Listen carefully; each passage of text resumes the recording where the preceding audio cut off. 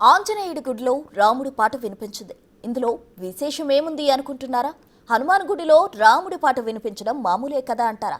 అవును, ఆంజనేయుడి గుడిలో రాముడి పాట వినిపించడం మామూలే. కానీ రాముడి పాట వినిపించిన ఆ ఆంజనేయుడి గుడి పాకిస్తాన్లో ఉంది. ఆ రాముడి పాట కూడా తెలుగు పాట కావడం మరో విశేషం.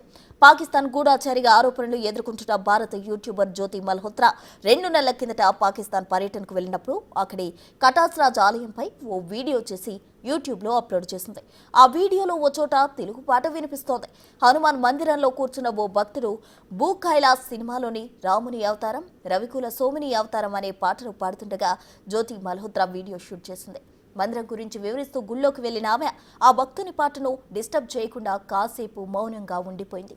దాంతో పాకిస్తాన్లోని ఆంజనేయుడి గుడిలో రాముడి పాట, అది కూడా తెలుగు పాట వినిపించడంతో పాడిన ఆ భక్తుడు ఎవరనేది ఇప్పుడు ఆసక్తికరంగా మారింది. తెలుగు వ్యక్తి పాకిస్తాన్ పర్యటనకు వెళ్ళినప్పుడు గుళ్ళో ఆ పాట పాడారా, లేక అక్కడే ఉంటున్న తెలుగు తెలిసిన భక్తుడు ఆ పాట పాడారా అనే చర్చ జరుగుతోంది.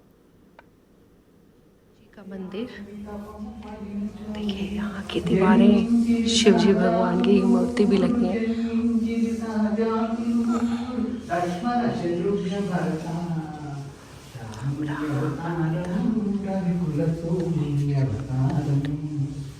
చదువుకునే కుటుంబేత శాపము పాలిటి చేత విశ్వామిత్రుని వెనువెంట యాగము కాగల జననంట అంతం చేయున హల్యకు శాపం అంతం చేయున హల్యకు దంసులు తలదం సుఖగోపురము దంసులు తలదం సుఖగోపురము వెడలిరి श्री हनुमान जी का मंदिर देखिए, यहाँ की दीवारें शिव जी भगवान की मूर्ति भी लगी है।